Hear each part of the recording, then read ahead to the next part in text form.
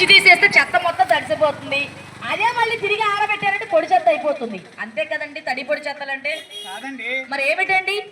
ఏమండి తడి చెత్త అంటే మన ఇంట్లో మనం తినగా మిగిలిపోయిన ఆహార పదార్థాలు వండినప్పుడు కూరగాయ ముక్కలు కోస్తారు కదండి వంట చేసేటప్పుడు మిగిలిపోయిన కూరగాయ ముక్కలు, కాయగూర, అది అదే విధంగా పళ్ళు తింటుంటే పళ్ళ తొక్కలు, అదే విధంగా కోడిగుడ్డు పెంకులు, ఏమంటే మాంస ముక్కలు, ఇటువంటి అన్ని కూడా కుళ్ళిపోయే స్వభావం కలిగినాయి. పక్కన పెడితే మరి వాటి నుంచి దోమలు, ఈగలు, రకరకాల రోగాలు వచ్చే ప్రమాదం ఉంది. కాబట్టి వీటిని తడి చెత్త అంటారు. వీటిని ఒక డస్ట్బిన్ లో వేసి ఏమండి వచ్చేటటువంటి పంచాయతీ హరితవార్తలకు చెత్త బండికి అందించాలి. అవునండి, బాగా చెప్పారు.